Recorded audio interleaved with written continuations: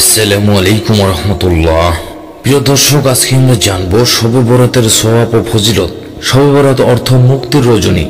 শবে বরাত একটি পরিভাষা। হাদিসে এটিকে লাইলাতুল নিফসি মিন শাবান অর্থাৎ শাবানের মধ্যরাত বলা হয়েছে। এই রাত নিঃসন্দেহে ফজিলতপূর্ণ।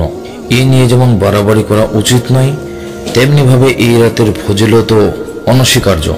কেউ এটিকে অস্বীকার করলে রসুল করিম সাল্লাল্লাহু আলাইহি সাল্লামের হাদিসকে অস্বীকার করা হবে।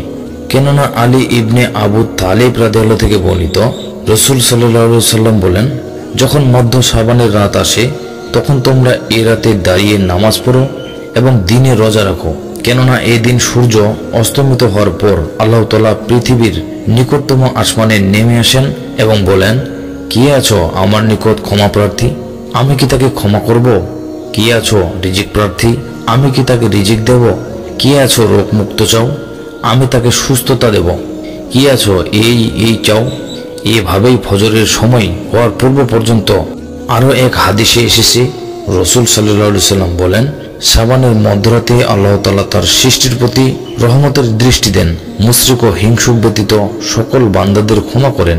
মুসনাদে আহমেদ হাদিস নম্বর 6646। সুতরাং এ রাতে আল্লাহ তাআলার কাছে নিজের গুনাহসমূহের ক্ষমা চেয়ে তওবা করে গুনাহ মুক্ত হওয়ার সুবর্ণ সুযোগ। এই রাত বেশি বেশি নফল ইবাদত, কোরআন তেলাওয়াত, কাজা নামাজ সমূহ আদায় সহ অন্যান্য রিজিক আজগার করা যেতে পারে। আল্লাহ বিশেষ এই নিয়ামত যেন আমাদের থেকে এমনি এমনি হাতছাড়া না হয়ে যায়। শবে বরাতের নির্দিষ্ট কোনো ইবাদত বা নামাজ নেই। এই দিনে ফজিলত মনে করে ভালো কোনো খাবার আয়োজন করা বা হলুয়া রুটি খাওয়া উচিত নয়। এগুলো বেদাত। ইসলামে এর কোনো ভিত্তি নেই। এই রাতকে কেন্দ্র করে কোন রকম আনন্দ উদযাপন, আশাতবাজি করা, মসজিদে কবরস্থানে আলোকসজ্জা করা এসবই বেদাত। এ সমস্ত কার্যকলাপ থেকে বিরত থাকা চাই। আল্লাহ তাআলা শবে বরাতের ফজিলত হাসিল করার তৌফিক দান করুন। আমিন।